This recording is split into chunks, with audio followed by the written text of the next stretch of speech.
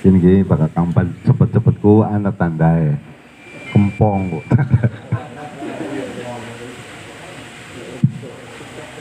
Tadi Kang Ban jemput bahwa minggu depan kita akan wakiahan di kolam renang waterpark di Ciperna, dan di hadapan kita juga ada kolam. Ternyata kolam ini kalau tahu berapakah biaya pembuatannya dan berapakah harga ikan yang ada di dalamnya, ya insya Allah untuk beli mobil Avanza sih masih susuk kan? Masih susuk. Ada satu harga ikan koi yang hampir mirip dengan harganya motor PCX. Dan kenapa mau dilakukan? Ternyata menemukan kelezatan, menemukan kenikmatan. Ternyata manusia itu menemukan kenikmatannya berbagai macam. Ada orang menemukan kenikmatannya dengan memelihara koi, memperhatikan renangnya ikan itu memberikan sentuhan kedamaian. Orang yang punya kenikmatan di burung, dia rela mengeluarkan uang yang tidak sedikit semata-mata karena dia menemukan kenikmatan, kelezatan dari ngopenin burung sekaligus bunyinya. Ada orang yang bilangnya realistis, daripada susah-susah ngurusin burung, kalau kebutuhannya hanya bunyi, ya sudah setel saja MP3-nya. Ternyata tidak bisa mewakili, Kang. Sekalipun ada suara MP3-nya burung yang indah, itu pun belum bisa mewakili menemukan kelezatan kenikmatannya. Orang rela mengeluarkan uang dengan tidak sedikit untuk nepak bal, tepak dewek, digulati dewek, terutama ketika golf, Kang. Bayangkan ditepak sendiri itu, Kang, dicari sendiri bolanya, hanya tujuannya agar bola itu masuk ke hole, ke lubang, dan dia menemukan kenikmatan luar biasa. Uangnya tidak sedikit, setiknya saja bisa puluhan juta. Nah, orang menemukan kelezatan kenikmatannya di situ. Ada orang menemukan kelezatan kenikmatannya di kopi. Saking pengen minum kopi yang menemukan cita rasa luar biasanya, Kang. Pengen ngopi saja itu bawa timbangannya. Ditimbang dulu yang kira-kira presisi timbangannya pas. Baru setelah itu dilembutkan pakai manual. Baru setelah itu diseduh. Kata orang yang tidak suka kopi, kok begitu repotnya, pengen ngopi saja.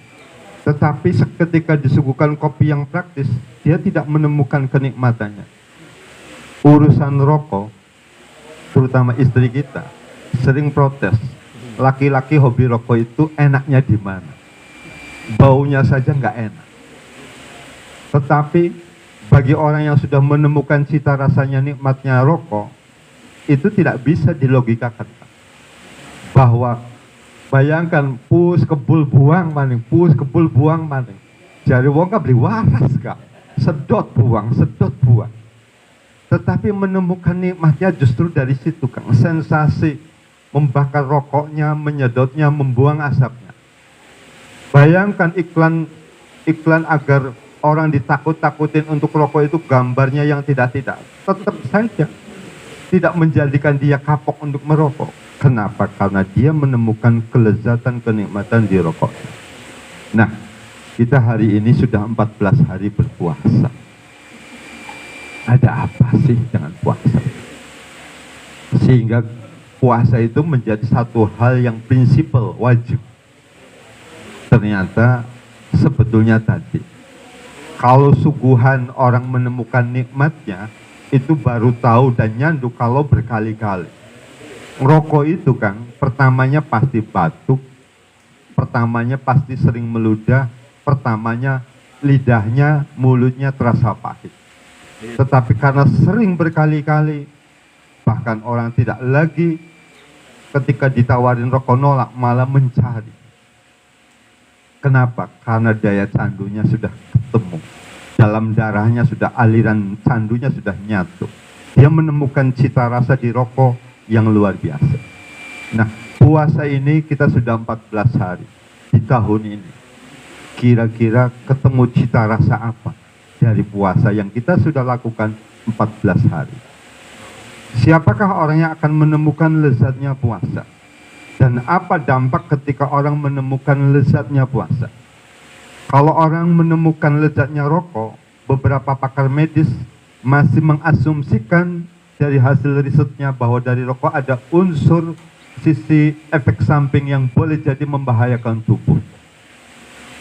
Kalau orang seneng golf, efek sampingnya dia harus mengeluarkan kocek uang yang tidak sedikit. Kalau orang senangnya ikan koi, dia harus terus senantiasa mengeluarkan biaya overcost untuk perawatan ikannya. Tetapi puasa tidak. Tidak harus repot-repot kita bayarkan. Dan tidak ada efek samping yang membahayakan untuk tubuh. Justru puasa itu dampaknya bagi kesehatan bukan tambah lebih sakit. Beberapa pakar medis justru menemukan hal yang luar biasa dari sisi kesehatan tubuh ketika orang itu berpuasa. Makanya rekomendasi dokter ketika mau dilakukan tindakan medis pasti disarankan untuk berpuasa. Kenapa? Ketika berpuasa, kondisi ketahanan tubuh kita dalam kondisi terbaik dibanding ketika tidak berpuasa. Indikatornya dari mana? Indikatornya biasanya dilihat dari tensi darahnya stabil, gula darahnya stabil.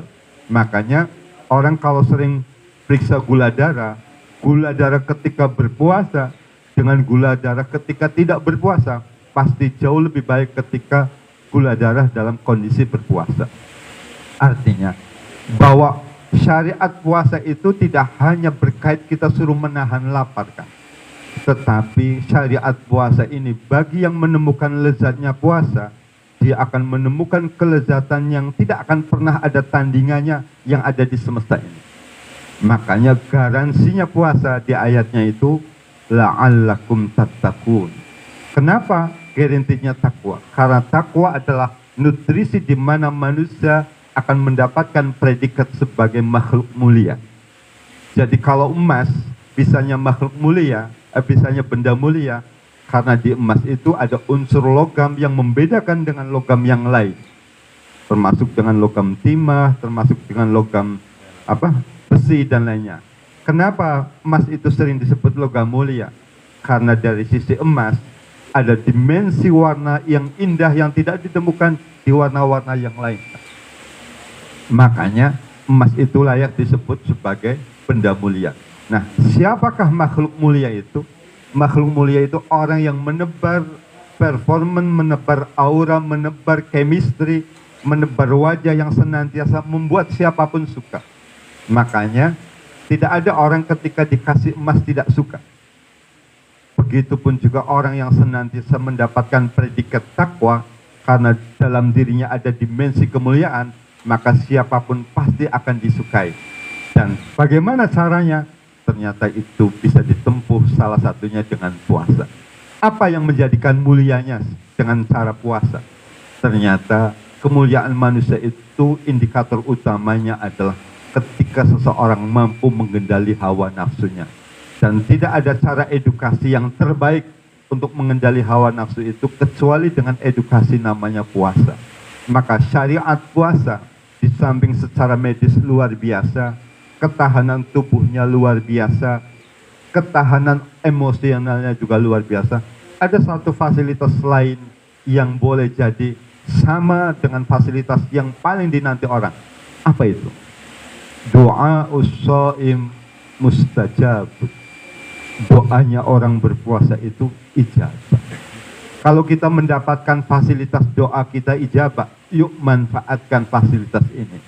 Karena sudah digaransi, siapa yang berpuasa, doanya ijabah. Dan kapankah sebaiknya ketika kita berpuasa berdoa itu? Beberapa ahli, beberapa ulama mensinyalir bahwa doa us-shaim ijabah indal iftar. Ketika hendak mau berbuka, sempatkan untuk berdoa. Kalau kita sudah punya cita-cita, punya hajat, sebelum berbuka, sempatkan sepatah dua patah kata dalam berdoa. Sudah 14 hari ini kita berpuasa, Dan yuk mulai temukan kelezatan berpuasa. Siapakah orang yang akan menemukan lezatnya puasa? Ternyata satu kuncinya kan. Apa? Senang.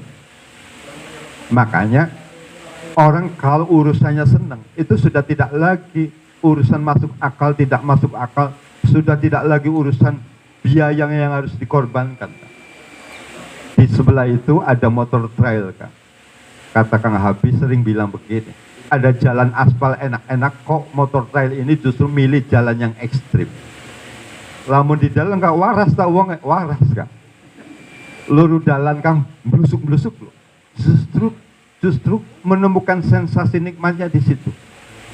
Apa harganya murah? Enggak. Semakin belepotan motornya dan pakaiannya, itu justru sensasi nikmatnya semakin luar biasa.